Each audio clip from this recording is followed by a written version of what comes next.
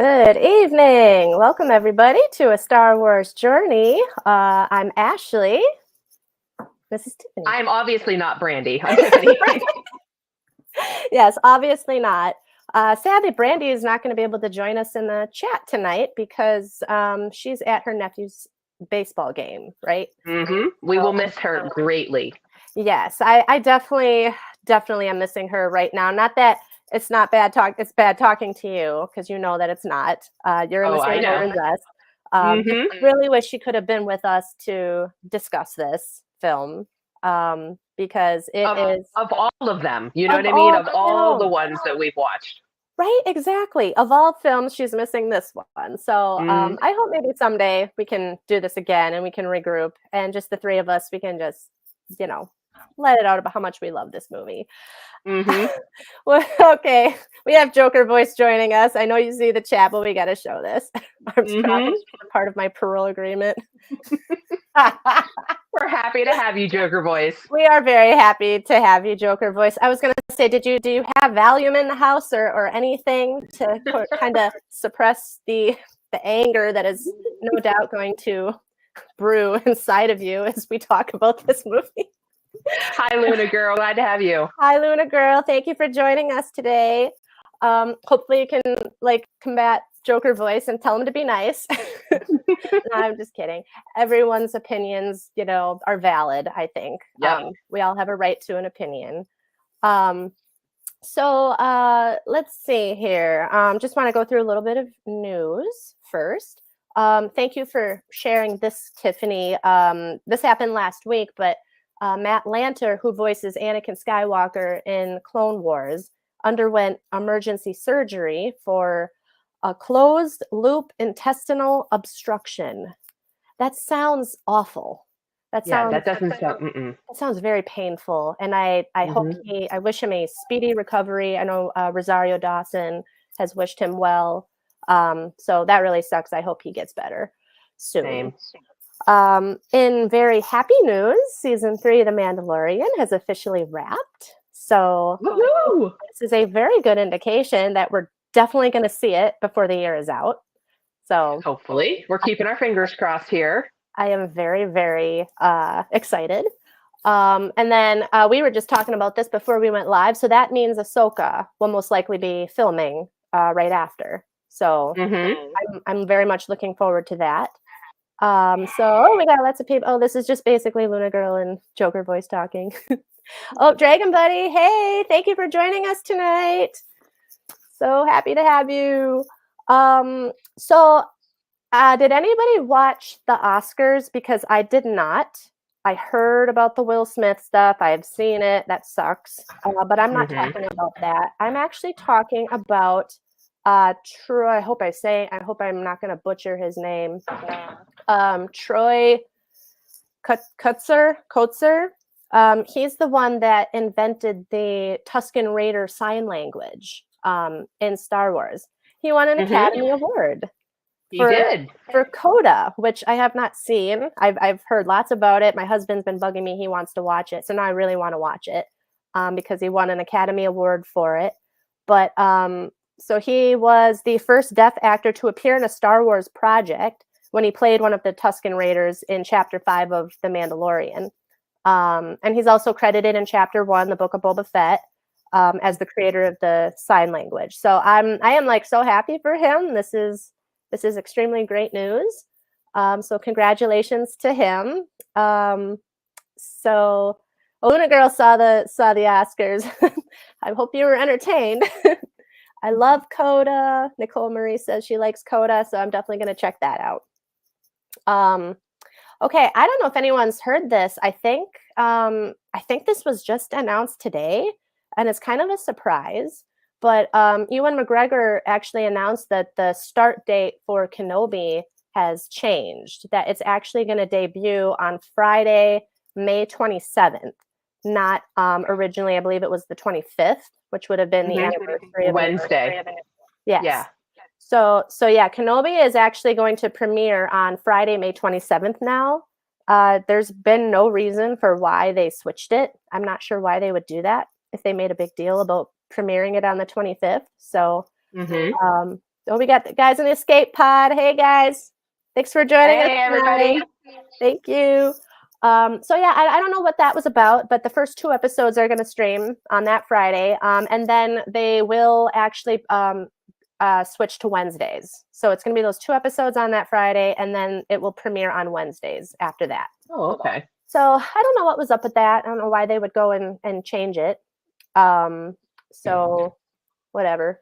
I don't really have anything to add. I know that Brandy sent us an article about Donald Glover talking about Lando and his non-answer to if he's going to be involved on that. I don't know what you guys' thoughts in the comments are, but I'm not really excited about Lando. I don't know. The interest just isn't there for me.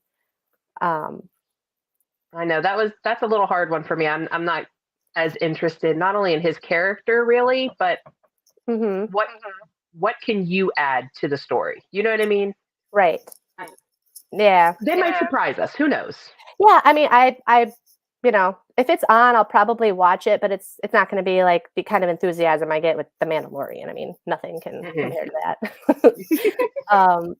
So yeah, I think that's all I had for news. It was kind of a quiet week, I think.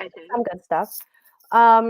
So I guess without further ado, we can talk about The Last Jedi. So all right, I'm going to be honest. I had not seen this in a long time. I think it's been a couple of years at least since I'd seen it. Yeah. So I had actually a fresh pair of eyes to watch it again. And I did try to watch it with a more critical eye. I wanted to really kind of look and see like what the criticisms were of it. And believe it or not, I do have criticisms, which I'll get into as we go on. So let's just say I really would like to, I really hope that I have a more balanced perspective on the film. Balanced as in like with the Force, I want to maintain balance. So I'm hoping that I do that okay. But right off the bat, one of the things I love the most about The Last Jedi is the humor. I love all of the clever lines and the stuff that, happens throughout. You were just mentioning one of the very first things with BB-8. Right. Well, and you've got between BB-8 and also Poe coming right out the gate with his humor. I would have never expected to see a Star Wars come off with such a hokey joke. You know what I mean? Like, right. It was weird. You know what I mean? Don't get me wrong. I giggled hard. There's a lot of weird stuff in this movie. But right. It was just like, oh, okay. Oh, I get it now. Oh, okay. Yeah, exactly.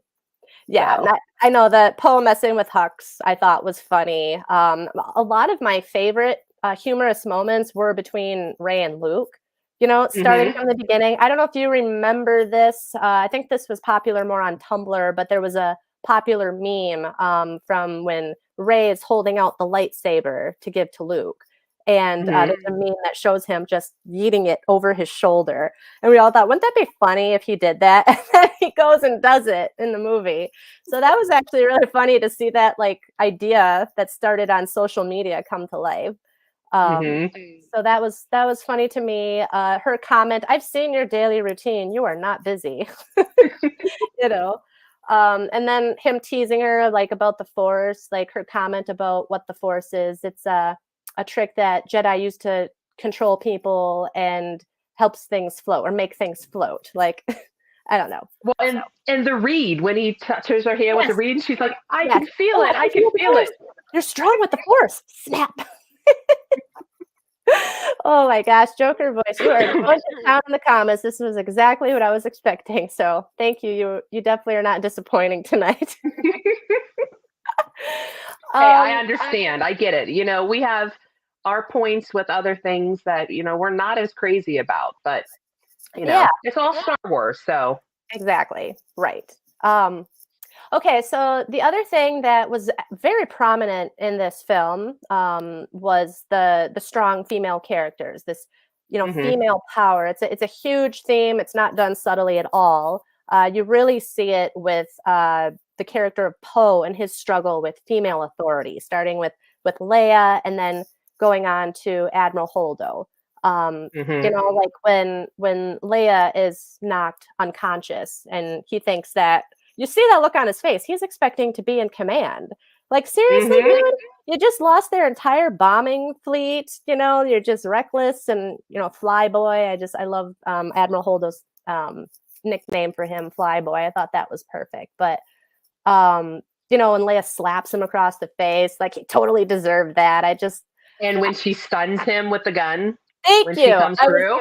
Thank you. I was just going to say, if he had done all of that stuff while I was unconscious, that would be my first reaction too, is to stun him, get him, Mm-hmm. get him contained. He's caused enough damage. He means well, though. I mean, I still like Poe, but yeah, he definitely had a problem with females in this movie. So, but so, I liked it the first beginning. I don't mind the last. Wow, that's putting it very lightly. Thank you for that. I like it. Oh, this is good. This is entertainment right here. Mm-hmm. And yeah, how Admiral Holdo went out, I thought was cool. How she saved the crew. Mm-hmm. I thought that was pretty badass of her. Okay, I really want to talk about Leia using the Force because I know this was a big controversy. So Yeah. everyone had a problem with the scene, but I loved it because before this moment, all we really got a sense with Leia and her experience or knowledge, nature of the Force, was she had this feeling, like, we were Mm-hmm. able to witness her to use it at the end of Empire. She sensed Luke, and Mm-hmm. the same thing again at the end of Return of the Jedi. She sensed that Luke was okay. He wasn't on the Death Star when it blew up. But besides that, we really didn't get a chance to see this, this child of a Skywalker. She's a Skywalker, that has Mm-hmm. this amazing ability. We don't get to see her use it until this film. And I just, it looked weird. She's floating in space, and all of a sudden she has the ability to pull herself back to her ship. Like, I get it, but I've been waiting decades to see this, and I'm glad that I saw it. Mm-hmm. I And wish they would have given a little bit more in the first movie as yeah, indication of her abilities. Then I don't think it would have been such a a shock. yeah. We'll go with shock. That's a good word Yeah, because yeah. it was. I got no words for that. I loved it. Don't get me wrong, because I love Leia. I mean, Hmm. Carrie Fisher, she's my Hmm. queen. But for her to just all of a sudden be able to fly through space, okay. Right. I know. Um, okay, so again, still using the Force. I actually did love that scene where Kylo, I'm going to call him Ben from now on because he's Ben. Ben Yes. and Leia sense each other, like he's locked on to the bridge. He knows she's Mm-hmm. there. She knows he's locked onto the bridge and he's ready to pull the trigger. And you can Mm-hmm. see the conflict in him. You see it, the eyes. That's one thing that I love about performances by actors is if they can lose their character in the eyes. That's how I'm convinced. And I loved the acting in that scene. And then Mm-hmm. Carrie Fisher, it's like she plays it so well. It's like as soon as he takes his finger off of the trigger and the TIE fighters fire, it's like she immediately knows it wasn't her son that did this, but them, and Right. she knows what's about to happen. You see that in a span of 3 seconds. I don't know. It Mm-hmm. was a great performance by her. I loved it. Well, and I think they really played up to the mother son bond. I mean, there is always something about that special bond, and even she still is not giving up on him, even though he could blow them out of the sky right then and there. She still believes that he's not going to do it, and Yep. it happens, but it wasn't him. He pulled back. Right, So exactly. And that to me means everything, and we will get to that in a second. Yeah, you make a good point here, Don. It's not flying through space that bothers me. It's the complete disregard for what we know about the vacuum of space. I think that's what you were trying to say, Tiff. So, yeah, we'll let that one go. Yes, We're gonna leave exactly. that in the plot hole Right. box. Yes. There's plenty of plot holes for sure. Hmm. Okay, so one of the other things I love about this movie, and it's just me, but the fact that they used Skellig Michael, which is the island that Luke was Hmm. on my ultimate bucket list to visit this island someday. And yes, it's because of this movie, but the scenery and just all of it was so beautiful. I actually did Hmm. see it from afar when I went to Ireland in 2019. I was on the cliffs of Kerry, and it was really far away, and it was a very hazy, foggy day. But I did see it. And there's like a 2-year waiting list to get on this island. You can tour it, but there's like a two Oh year waiting wow. list because there's only like 12 licensed boats that actually can go out there and bring people. So, Oh, and okay. it's entirely up to the weather. It really depends, how good the weather is and the conditions are that day. So you could be literally waiting for 2 years on this day to go, and if there's a storm, you're out of luck.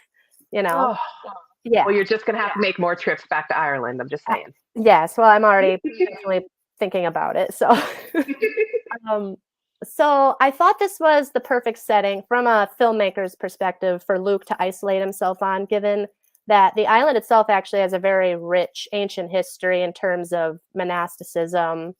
Those little stone huts are real. That's where real medieval monks lived for, I think, between the 8th and 12th centuries. I don't know if you're familiar with the Book of Kells, but that was written on that island. Oh, Just look it up. It's a really, really good book, Book of Kells. And so, yeah, so I just thought this was the perfect place from a storytelling perspective um, to show Luke go back to that. And in the realm of Star Wars, it's the birthplace of the Jedi, this island. So, so yeah, besides Raylo, which we're going to get to in a second, I love this about the film, the scenery of the island. It's beautiful. well, Um, and I liked how it had both light and dark. You know what I mean? It had the cliffs where he was meditating, as mhm. opposed to the depths underneath. Yes. So I mean that was such a nice play on the dark and the light and the yin and yang of the Yeah. force. The balance. So. Thank you for that wonderful segue into the Force, because that's another thing that I love about this movie is the exploration on the mysticism of the Force. I love that about Star Wars. It's Hmm. one of my favorite episodes of Clone Wars still is the Altar of Mortis and the Ghosts of Mortis, where it's Obi-Wan, Anakin, and Ahsoka that end up on this planet that's very strong with the Force, and you see the brother and the daughter and the son, the father and all of that.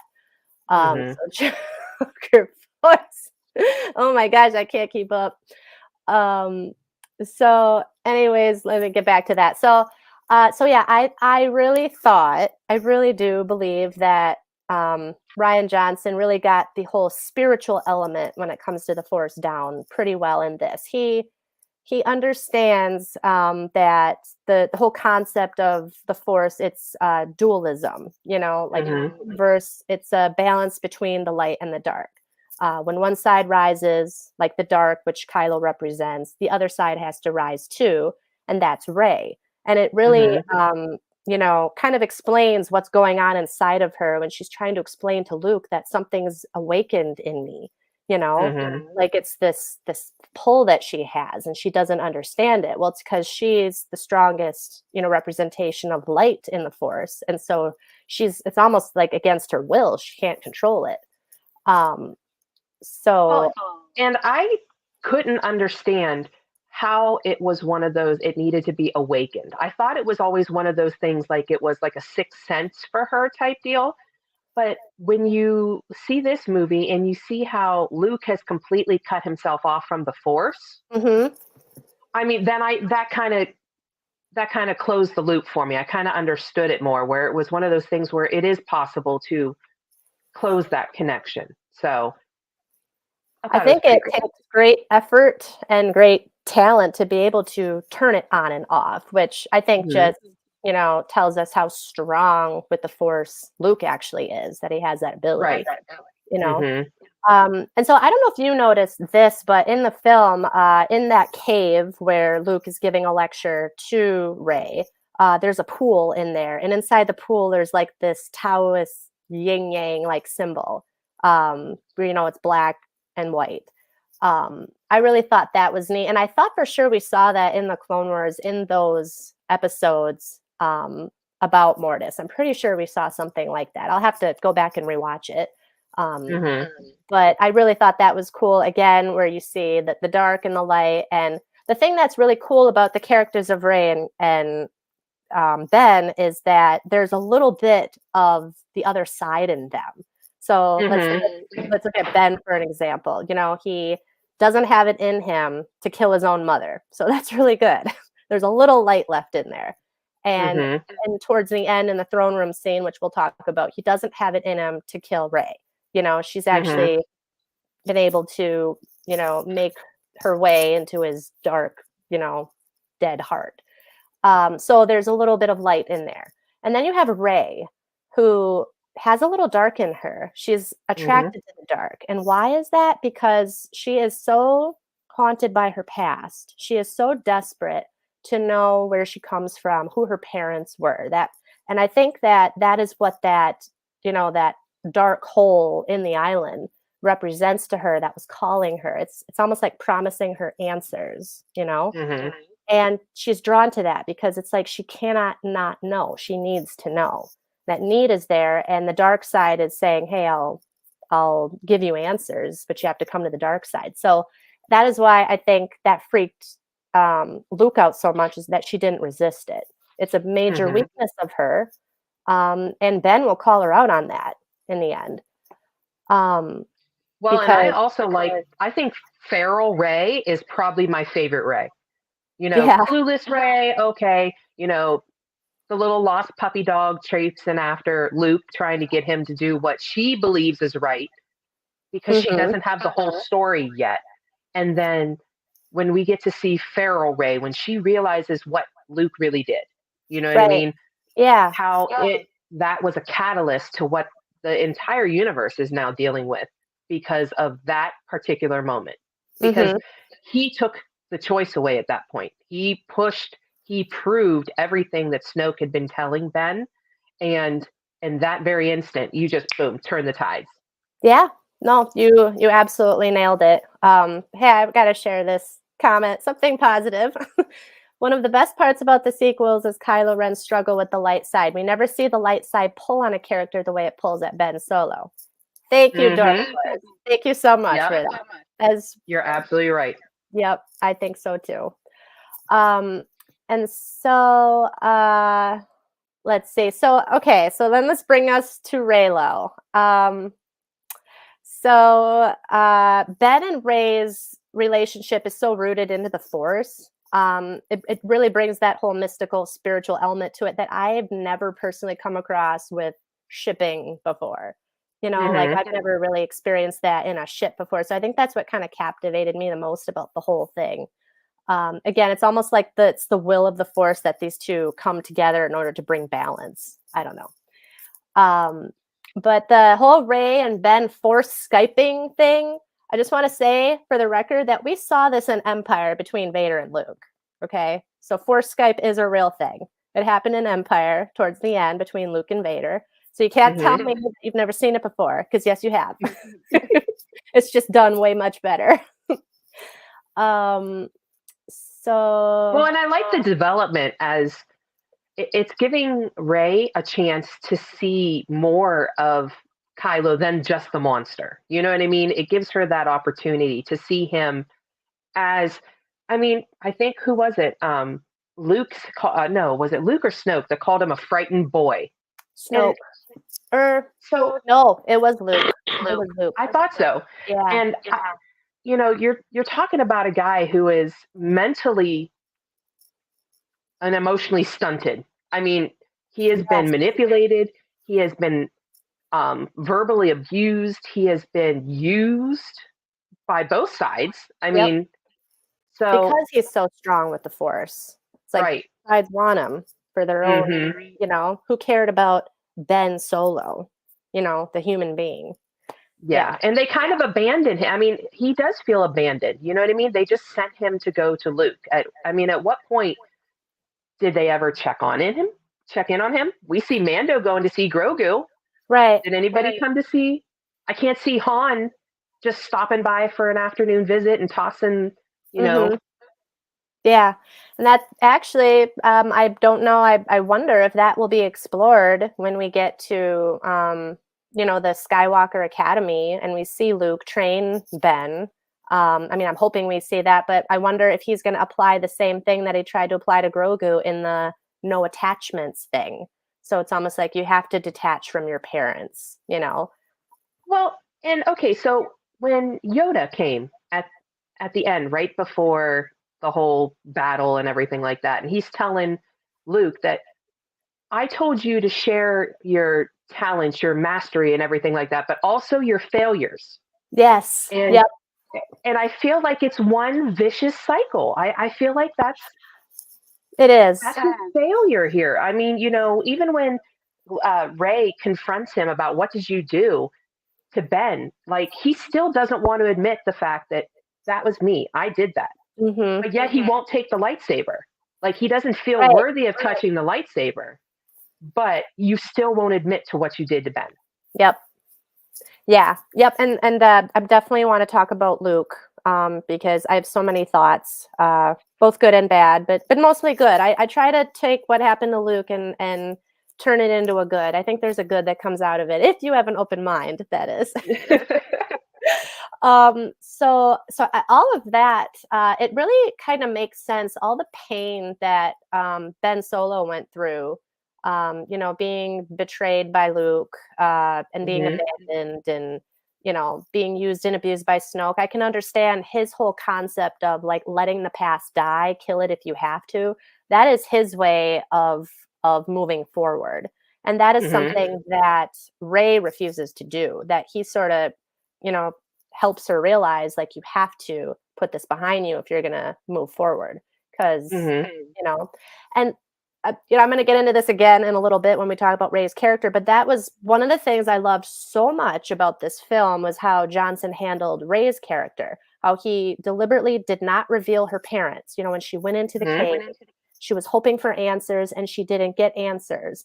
And she realizes that she comes from nothing, but that doesn't have to define you. You can define yourself. And to me, that is such a, profound and powerful message. So I also think it's kind of what called Ben to her. You know what I mean? Like, yes, I understand the Force and their strength, light and dark, and all that, but Rey was abandoned. Rey was abused because let's be honest here, Ankar Platt, he was just garbage, hot garbage. Yeah. So I mean, looking at it from his perspective, she understands what I've gone through. She knows what I've gone through. She has strength like I do. We can be. Yeah. Thanks, because I think the same thing. Yeah. It's been done before. Oh gosh, Joker voice, come on. Oh Lord. Okay, well, you know what? This is a good time for you to leave, Joker voice, because shameless shipper fangirling about to take place. So you've all been warned. We're going to talk about... It's going to go down. We all literally lost I'm going to say me, Brandy, and Tiffany lost our damn minds with the finger touch sex scene that happened. Which really, it's the closest thing to a sex scene we're ever going to see in Star Wars, and I'll take it. When Ben took his glove off, that look in his eyes, like Adam Driver nailed the whole like teenage boy that's never kissed a girl down because he nailed it. That's exactly the awkward hormones. He was just, I can't. Yeah, I know. I love him. He does such an amazing job. No matter what character he plays, he's amazing. Yeah, no, he was phenomenal in this movie. I can't gush enough about his performance. And so Rey goes to see him, after she discovers the truth. We talk. She does her hair. She does her makeup. She gets the mascara going. She's powdered and she just looks fresh. She is ready. And wait, he looks at her like he's ready. So Yep. yeah, you've all been warned. The whole elevator scene, the throne room scene, oh my gosh, just all of it. Of course, it's very reminiscent to me of Return of the Jedi, which is one of my top 5 favorite movies of Star Wars. But to me, what was so telling was the look in Ben's eyes when Snoke reveals that he was the one that was controlling their whole connection. Like that look in his eyes, like, are you effing kidding me? I am so done with you. I'm done. Here I found the love of my life and it was you. That's it. Right. It's over. Like he thought that it was the Force connecting them because they were meant to be, and then he realizes that that was a manipulation again. Yes, another manipulation. Yeah. Mm-hmm. So he's just had it, and I don't blame him. So so I just love how Snoke is so like convinced, and he's just so like sure of himself, that he still has Ben, and then Ben shows him who's really Does Snoke not creep you out? Completely. Like, all I could think is a white panel van and do you want some candy? Like that was all I could think of. He freaks me, even the way he talked and he touched her face, and I know. ugh, Yeah, I know. that was the worst. I was so happy that he got sliced in half. It was great. And I'm glad that Ben did it. I'm glad that Ben did it. It was totally like unexpected. Although when I saw like he was doing something with his left hand, I thought, okay, I see what you're doing. And think about how powerful he has to be able to outsmart him in that sense. Like when somebody is literally in your skull. Yes, but he was still able to outsmart him. So I thought that was amazing. And again, more Feral Ray. There she goes, yelling, screaming. She is just going to protect him. Yes, it was fantastic. I love seeing that. That was just so. Listen, I have seen some clips of the fight scene in the throne room in slow motion, and I admit it's pretty badly choreographed when you watch it in slow motion. It's pretty funny. Are you talking about the hip grab? Oh yeah, I've seen that like a billion times. But as far as like other things, like times where like clearly they should have been sliced in half, but weren't, like how it was choreographed was pretty bad. But I still don't care, as I still like it. I thought it was still like breathtaking to watch. And that throw where he catches it and just ignites it right there. Yeah, that was legit. I enjoyed that. All of it. And yeah, I love Feral Ray, the screaming and all of it. Like that's the girl that I love. So I thought that was pretty awesome. And then what transpired after that, oh my gosh, my heart just, I want you to join me, take my hand. It's like, damn, this scene is so intimate. I can't. It's like you can tell she wants to, but she wants to take Ben Solo's hand. And that's maybe like one thing besides the kiss that I liked in Rise of Skywalker is when she said, I wanted to take Ben's hand, not Kylo's hand. Well, and when they touched, because you figure they haven't really had a lot of touch contact. So the last contact that they had was the hand touch in the hut scene. And could you imagine the peace he actually felt at that point? Like if they would have had him take off his glove and reach for her and say, come on, let's do this together. I gotta say, I think she would have had a much harder time walking away. I think so too. I really think so too, because again, she has that in her as well, where she is drawn to the dark side. I mean, we all also in her as well. Not to mention that's clearly indicated by how she's dressed the entire film. She's dressed in gray. Like you don't know which way she's gonna go. So I thought that was really well done. I feel like we're neglecting everybody in the comments. We were like I think I'm just afraid. Like Joker voice like hasn't been back for a while, so let's see what everyone else has been saying. Dork Wars. Let's see what I do believe Yoda and Obi-Wan hid for a purpose to pass on the ways of the Jedi to Luke. Luke hid to die and do nothing. Well, yes, this is true.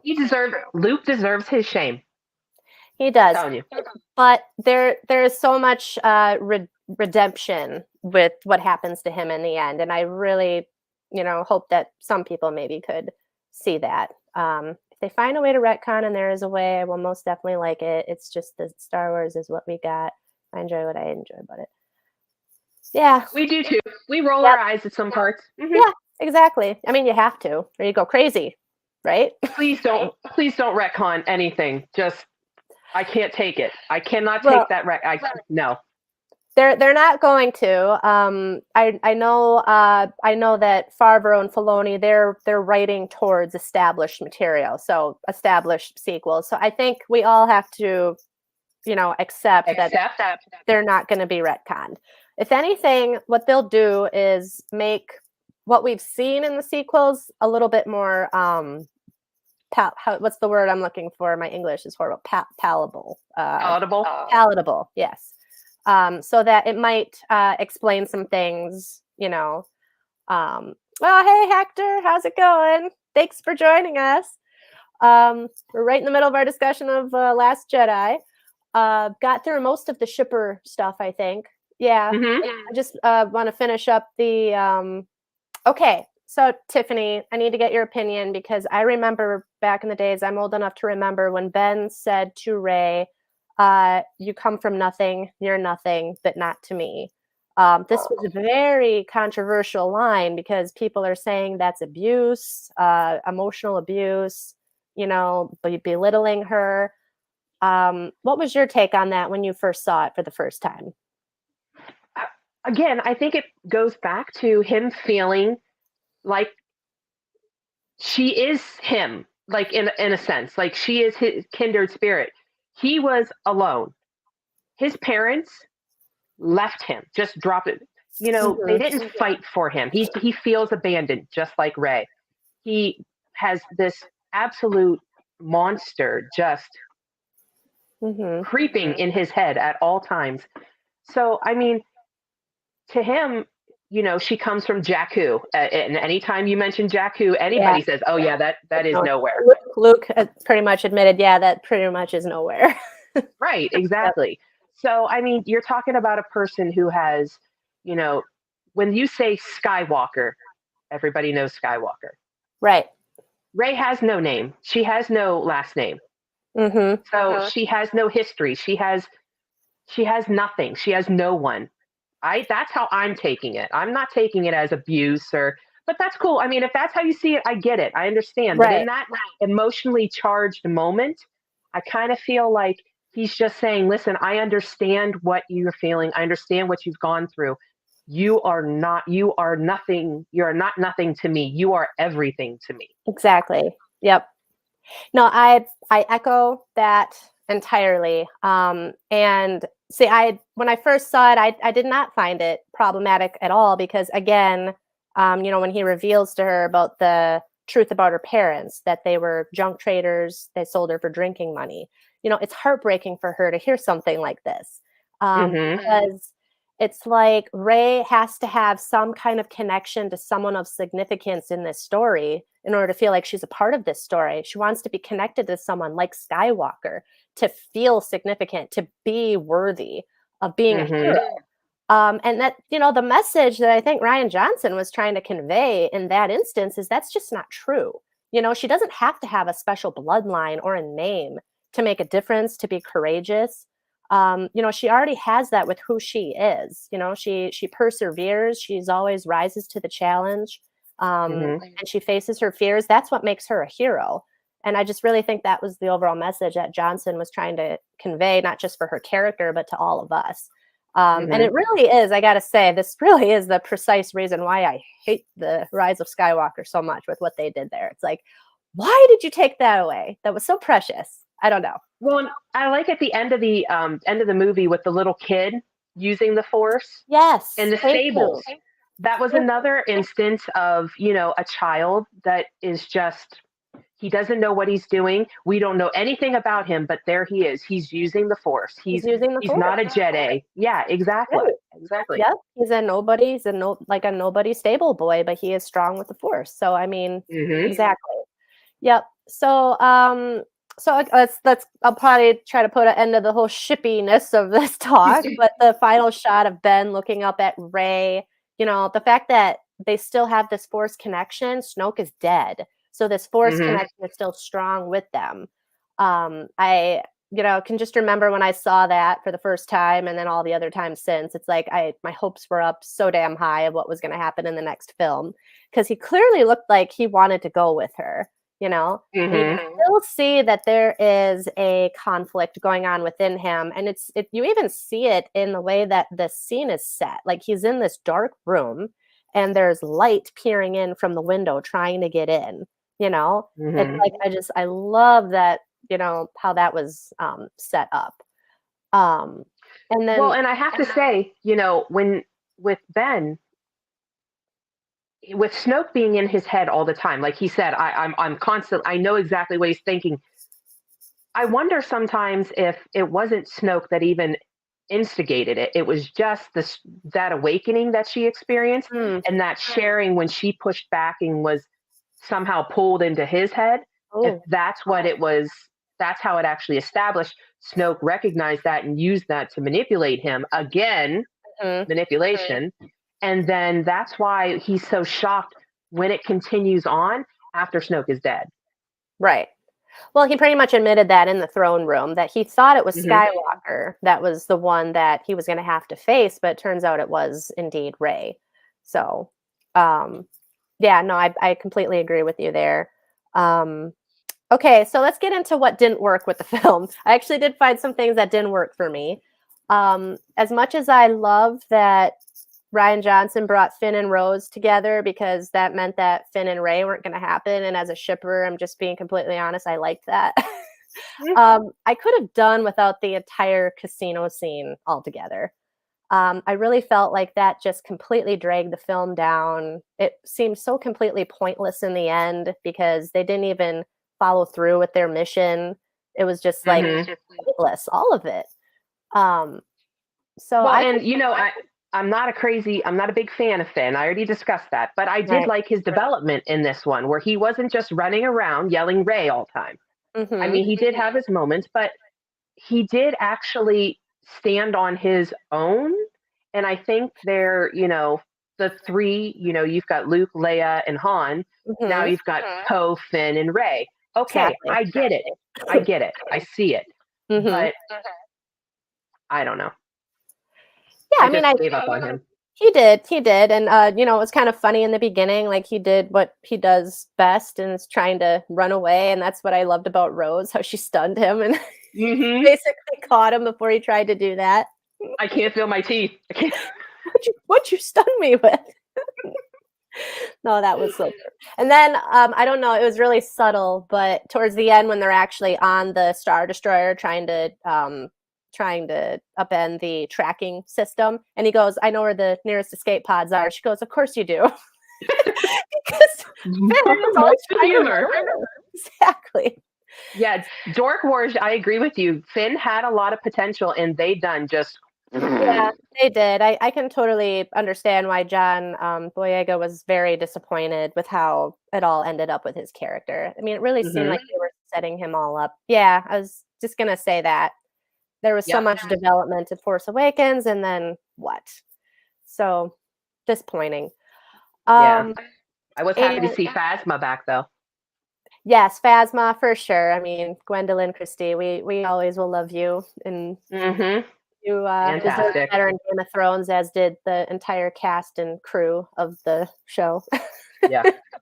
Yep. I'm gonna say, Tiff, just off topic, are you gonna be watching the prequel to all of that? No. The Target? I'm not either. Yeah, no. I'm scarred for life. Any Game of Thrones fans in the chat? Like, I want nothing to do with that series anymore.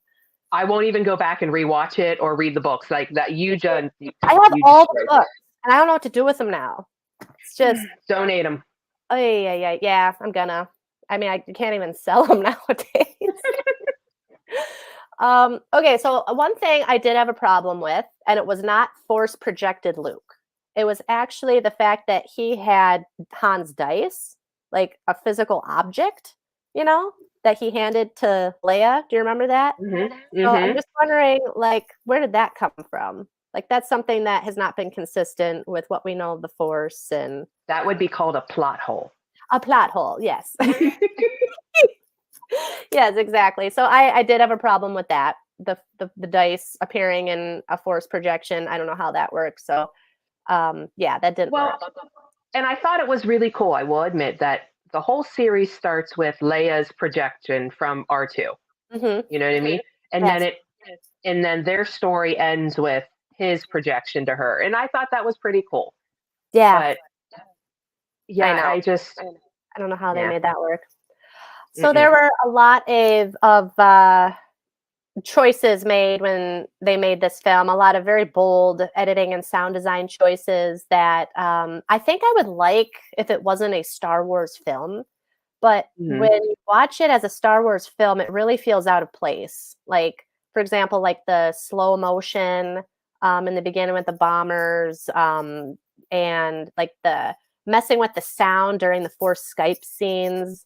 And even though I personally loved the scene with Admiral Holdo when she rammed the cruiser into the Star Destroyer, like I loved what they did, but it still like didn't make sense for a Mhm. Star Wars film. Like they don't play around with that stuff in Star Wars that much.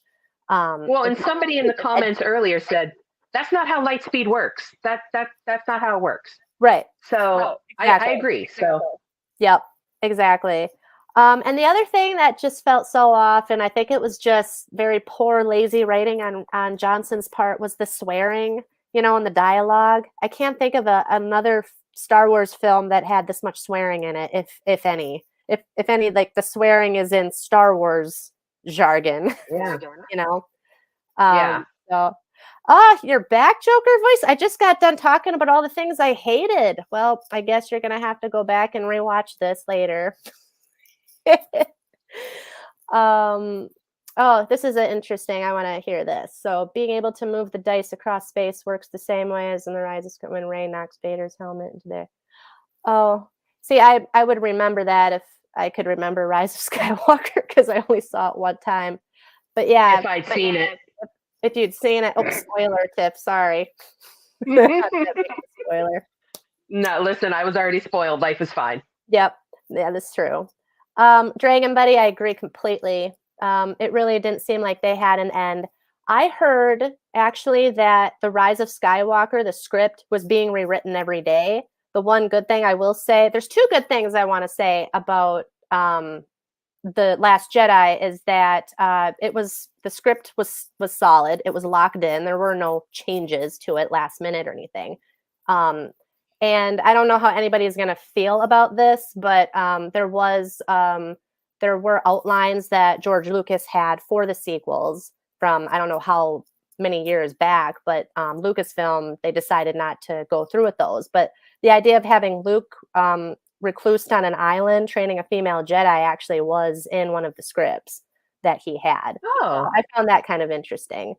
But yeah, I agree with you completely, Dragon Buddy. They seem like three separate movies instead of Mhm. not telling one cohesive story. And so it's really hard to build characters and feel like there's a payoff in the end if they're not building off of each other.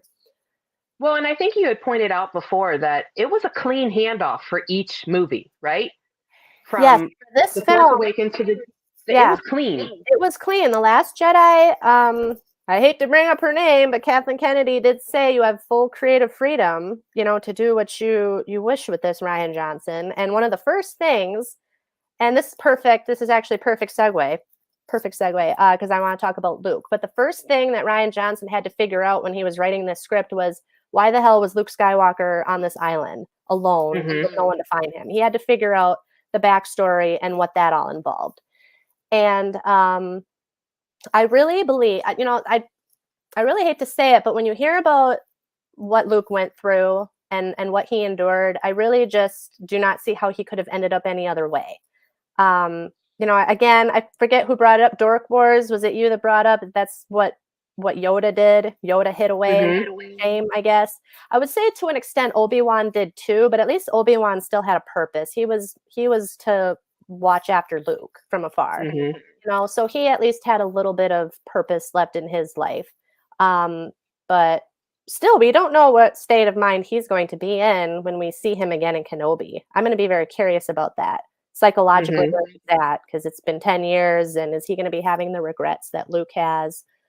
Um, but yeah, I really kind of understand where Luke is coming from and why he was written this way. And I think that, like what you said about what Yoda, when Yoda showed up and gave that talk about failure, I love that. He says, pass on what you have learned. Weakness, folly, failure. Failure, most of all, is the greatest teacher. Failure is. Mhm. I just think that's so freaking beautiful and profound, Mhm. and rings true.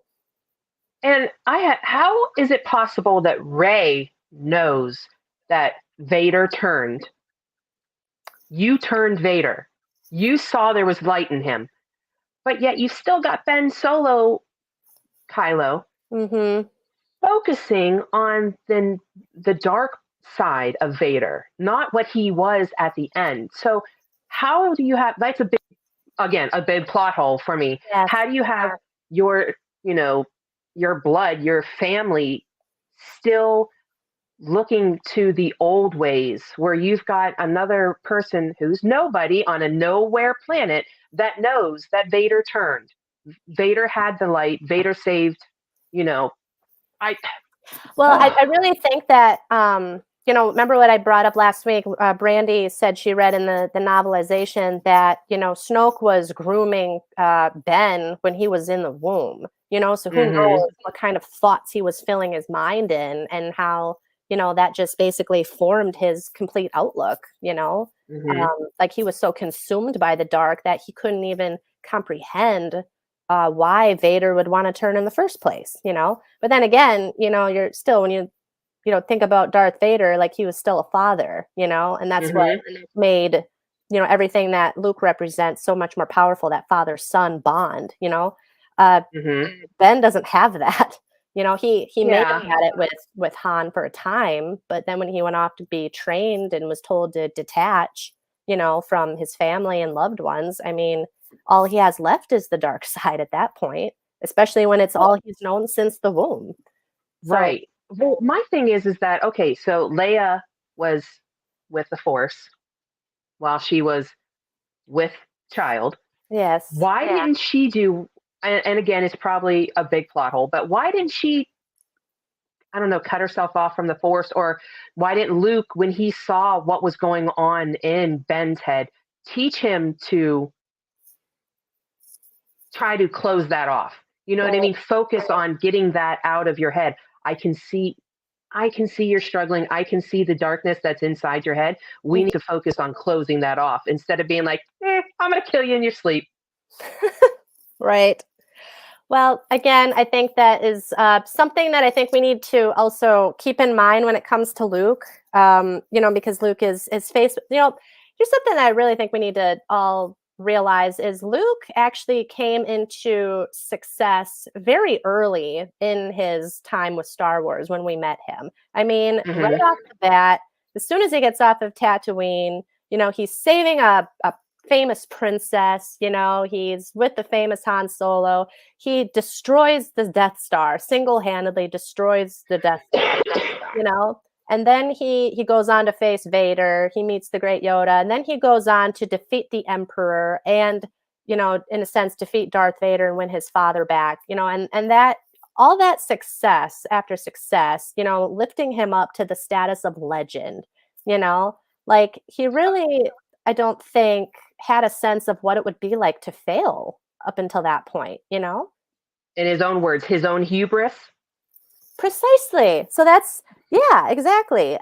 So you cannot tell me that that didn't get the best of him over the years, and maybe that's why he maybe didn't heed the warnings of. I mean, who knows? I cannot tell me that Ahsoka didn't share with him when they meet about her hesitancy to train Grogu because of his attachment to Din and what happened with Anakin.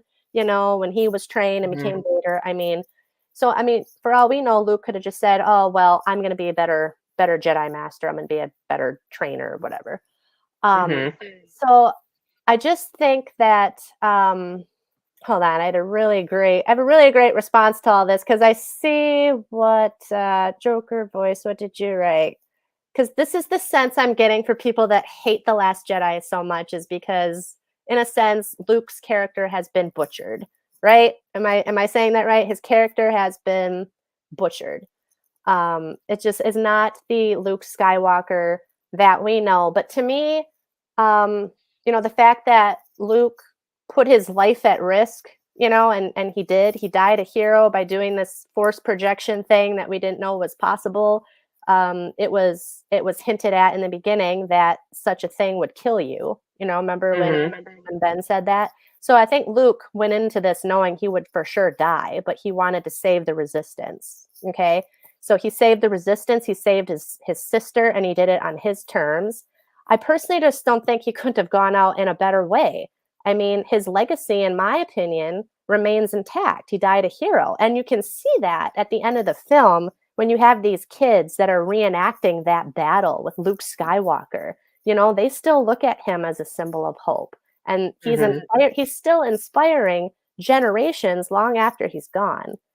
So I don't know. I don't buy into this whole like he that he wasn't still a symbol of hope. I don't know. I Well, understand where he's coming from. I guess it's one of those things that don't meet your heroes. You know what I mean? Yeah. Because for Ray, he was a hero. We need you. We need Luke Skywalker to save us. You know what I mean? It's not we need the Force, the light. We need Luke Skywalker when it first starts in. And let's be honest here, he hid not only from everybody from his failures, but his own sister. Like he couldn't face. Yeah, he couldn't face the world, but the world was nothing. But he couldn't even face his friends and his own sister for what happened to his nephew. And it's like, imagine if even if the All two on of them, himself. right, if the two of them had worked together, even the three of them again worked together to get Ben back, I think it would have been that. I actually would have been impressed with that as a storyline. You know what I mean? That would have been an interesting story. Yep, I agree. So in a nutshell, I appreciate what Johnson was trying to do as far as taking this story in a bold new direction. This clearly was like a handoff film to another generation. You Hmm. can tell like he really doesn't approach Star Wars. I'm talking about Ryan Johnson. He doesn't approach Star Wars the way that say Jon Favreau does, where he does it with Hmm. such like reverence and sensitivity and attention to detail. Their approaches are very different. I think, clearly just with Johnson's background, with the films he makes, they're more edgy and he likes to shake things up. But as far as like some of the themes and stuff that he tried to push with the film, I really did enjoy it. Again, I already stated what I did like about it.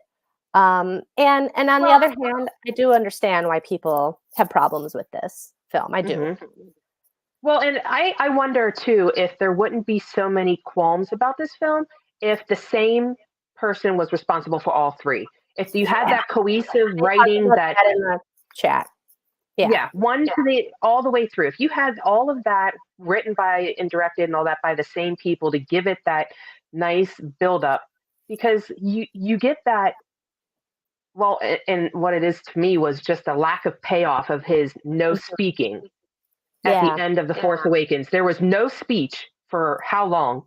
Mhm. And I know that in the end of The Rise of Skywalker, when for like what? How long? There was no speech whatsoever. You know what Right. I mean? Like I forget how long it was, but there was no talking, and it's like you're missing. You can have the most amazing actors ever, but that dialogue is what gives you the emotional payoff. You know what I mean? You needed to have something in both of those instances to really pull it together. Mhm. And I think if you had one person that allowed that to like create that stream all the way through, so it doesn't feel so disjointed, I don't Yeah. know if it would be so unfavorable of a series, a sequel. I mean, well, yeah. I agree. And I've read that from other people too, that I think it just probably it would have told a much better story with a payoff if, the same person had had the same creative control. I'm not sure. I don't think it was wise of Kathleen Kennedy or whoever was in charge to hand all creative control from one film of a trilogy to a different director and a different writer. Like, I don't know who Hmm. on would ever think that that's a good idea. unless this one is going to complete the third film, maybe, maybe Mhm.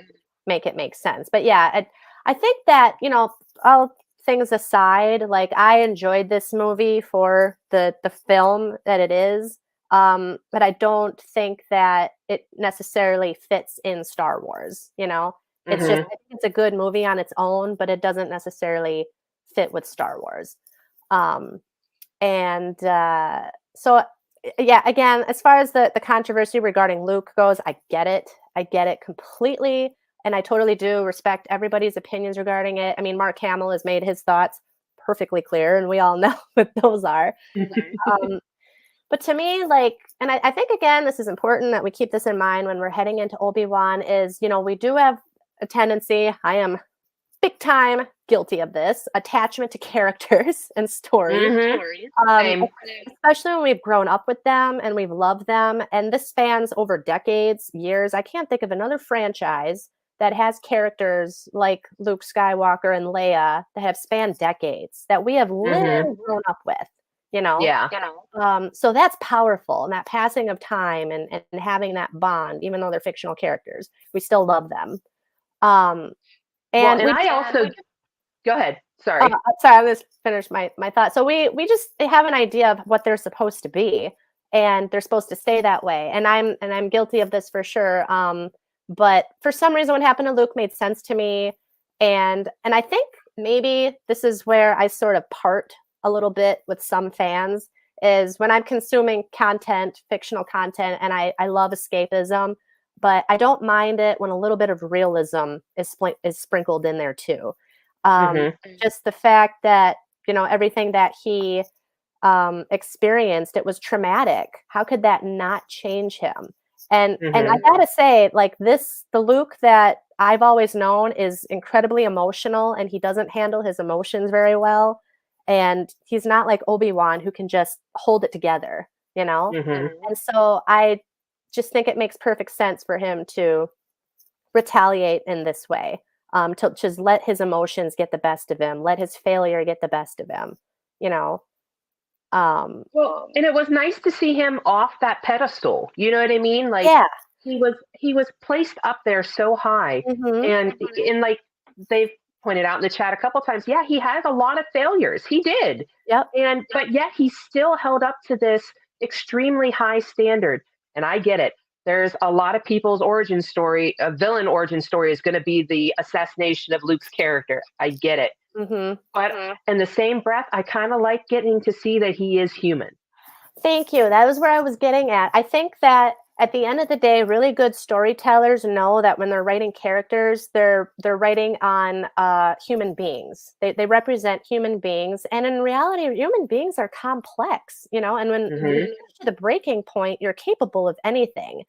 And I just think it's no different than seeing like an old friend that you haven't seen Hmm. in years, and you catch up with them, and yet first sight you see like they're all just completely fallen apart, like appearance wise, and you just wonder what the hell happened to you, and then you hear their story, and it's nothing like what you thought they were going to be when you met them. Hmm. That's kind of how I feel with Luke, even though it's jarring to see, especially like what he represents. But I understand it, and I just think that's something that you have to be prepared sometimes. That like characters can change too, and it's not always for Hmm. the better. But in the end, I still think that Luke redeemed himself. In the end, he went out a hero. He did it on Hmm. his terms. Um, and I don't know. I thought it was a good send off for his character. Hmm. I was glad to see that closure between him and Leia as well. That was a big thing too. That was Huge. important. Yeah, it was. Yep, that he was able to So. face her and say that he was sorry. You can tell almost that was like the hardest part for him. You know, Hmm. it was the hardest part for him. So yeah, I'm going to be very interested to see what Obi-Wan's going to be like in Kenobi, because he's going to be in Hmm. a similar situation. But at the same time, it's Obi-Wan Kenobi. Comparing Right. Obi-Wan to Luke is like apples and oranges. There's a reason why I call Obi-Wan Saint Obi-Wan. because to me, like he's almost of a saintly nature, you know.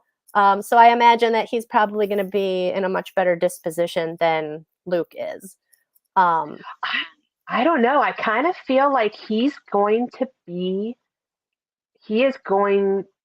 very downtrodden, very dark, very. I think he's going to fight a lot of demons during this arc that he's going to have, and I kind of look forward to it I because saw Ewan that. McGregor is a fantastic actor. I'll tell you what, Yeah, I'm looking forward to it. I am too. I really am. And just what you said, I expect it because after everything that I mean, he has been through the worst. Did we talk about all the shit Hmm. he went through with Revenge of the Sith, losing his apprentice to the dark side, and the fall of the Republic, and seeing Padme give birth to these two babies, and now he's responsible for one. It's like, oh my gosh, just raining shit on Hmm. Obi-Wan, but he holds it together because he's Obi-Wan Kenobi. Um, Hmm. so, I am looking forward to the frailty. Like, you know what I mean? I want to see that other side to him because we kind of get a couple glimpses of it, like especially in the Clone Wars when Satine died. You know what I yeah. mean? Like that breakdown Oh that gosh. when he starts to become Mm-hmm. very disenfranchised with the whole Yeah. Jedi, the whole everything that's involved with it. Mm-hmm. Yeah. I agree.